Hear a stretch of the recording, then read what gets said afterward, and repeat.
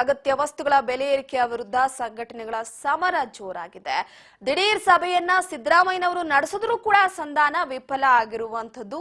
ಖುದ್ದು ಸಿಎಂ ಸಿದ್ದರಾಮಯ್ಯನವರು ನಡೆಸಿದಂತ ಸಂಧಾನ ಸಭೆ ವಿಫಲವಾಗಿದೆ. ಅಗತ್ಯ ವಸ್ತುಗಳ ಬೆಲೆ ಏರಿಕೆಯ ವಿಚಾರಕ್ಕೆ ಸಂಬಂಧಪಟ್ಟಂತೆ ಲಾರಿ ಚಾಲಕರ ಸಂಘದಿಂದ ಮುಷ್ಕರವನ್ನ ನಡೆಸಲಾಗಿದೆ. ಬೆಲೆ ಏರಿಕೆಯ ವಿರುದ್ಧ ಸಂಘಟನೆಗಳ ಸಮರ ಜೋರಾಗಿದೆ. ದಿಢೀರ್ ಸಭೆಯನ್ನ ಸಿದ್ದರಾಮಯ್ಯನವರು ಕರೆದ್ರು. ಸಂಧಾನ ಮಾಡುವಂತಹ ವಿಚಾರಕ್ಕೆ ಸಂಬಂಧಪಟ್ಟಂತೆ ಅವರ ಬೇಡಿಕೆ ಏನಿದೆ ಆಲಿಸೋಣ ಅಂತ ಖುದ್ದು ಸಿಎಂ ಸಿದ್ದರಾಮಯ್ಯನವರು ಸಂಧಾನ ಸಭೆಯನ್ನ ನಡೆಸಿದ್ರು. ಆದ್ರೆ ಆ ಸಂಧಾನ ಸಭೆ ವಿಫಲವಾಗಿರುವಂತದ್ದು. ಲಾರಿ ಮಾಲೀಕರ ಡಿಮ್ಯಾಂಡ್ ಪೂರೈಸೋದಕ್ಕೆ ಸರ್ಕಾರ ಒಪ್ಪಿಲ್ಲ. ಇಲ್ಲಿ ಇಂದಿನಿಂದ ಮತ್ತಷ್ಟು ಉಗ್ರ ರೂಪುಗೊಳ್ಳಲಿದೆ ಲಾರಿ ಮುಷ್ಕರ.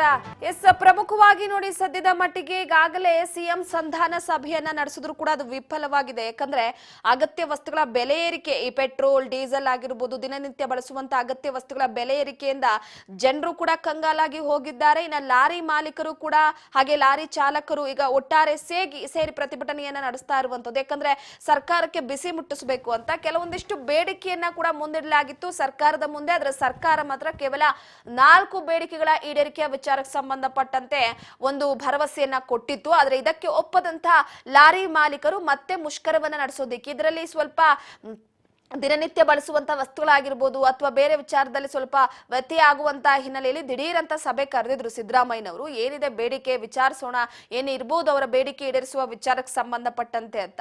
ಇಲ್ಲಿ 4 ಬೇಡಿಕೆಗಳಿಗೆ ಸರ್ಕಾರ ಅಸ್ತು ಅಂತ ಹೇಳಿರುವಂತದ್ದು. ರಾಜ್ಯ ಸರ್ಕಾರ 4 ಬೇಡಿಕೆಯ ವಿಚಾರವಾಗಿ ಈಡೇರಿಸುವಂತಹ ಭರವಸೆಯನ್ನ ಕೊಟ್ಟಿತ್ತು. ರಾಜ್ಯ ಹೆದ್ದಾರಿ ಟೋಲ್ ಪ್ಲಾಜಾ ರದ್ದುಗೊಳಿಸೋದಕ್ಕೆ ಹಿಂದೇಟನ್ನ ಹಾಕಲಾಗಿರುವಂತದ್ದು. ಸೊ ಪ್ರಮುಖವಾಗಿ ಈಗಾಗಲೇ ಟೋಲ್ ಹೆಚ್ಚಿಗೆ ಮಾಡಿತ್ತು. ಚಾಲಕರ 4 ಬೇಡಿಕೆ ಏನೇನಿತ್ತು, ಯಾಕಂದ್ರೆ ಟೋಲ್ ದರವನ್ನ ಮತ್ತಷ್ಟು 5% ಏರಿಕೆ ಮಾಡುವ ಮುಖಾಂತರವಾಗಿ ಮತ್ತೆ ಆ ಬೆಲೆ ಏರಿಕೆಯ ಬಿಸಿಯನ್ನ ರಾಜ್ಯ ಸರ್ಕಾರ ಜನರಿಗೆ ನೀಡಿತ್ತು. ಆ ಹಿನ್ನೆಲೆಯಲ್ಲಿ ಹೆದ್ದಾರಿಯ ಟೋಲ್ ಪ್ಲಾಜಾ ಏನು ಆ ಹೆಚ್ಚಿಗೆ ಮಾಡಿದ ವಿಚಾರಕ್ಕೆ ಸಂಬಂಧಪಟ್ಟಂತೆ ಕಡಿಮೆ ಮಾಡಬೇಕು ಅನ್ನುವ ವಿಚಾರವಾಗಿ ಬೇಡಿಕೆಯನ್ನ ಸಲ್ಲಿಸಲಾಗಿತ್ತು. ಹಾಗೆ ಕೇಂದ್ರ ಸರ್ಕಾರದಿಂದಲೂ ಕೂಡ ಪೆಟ್ರೋಲ್ ಡೀಸೆಲ್ ದರವನ್ನ ಏರಿಕೆ ಮಾಡಲಾಗಿತ್ತು. ಹಾಗಾಗಿ ರಾಜ್ಯದಲ್ಲೂ ಏರಿಕೆ ಆಗಿತ್ತು ಅನ್ನುವಂತಹ ಒಂದು ಹೇಳಿಕೆಯನ್ನ ಸರ್ಕಾರ ಕೊಡುತ್ತಿತ್ತು. ಈಗ ಸಿಎಂ ಅವರ ಸಂಧಾನ ಸಭೆ ಮತ್ತಷ್ಟು ವಿಫಲವಾಗಿರುವಂತಹ ಹಿನ್ನೆಲೆಯಲ್ಲಿ ಇವತ್ತು ಮತ್ತೆ ಮುಷ್ಕರ ಉಗ್ರ ರೂಪವನ್ನ ತಾಳಬಹುದು.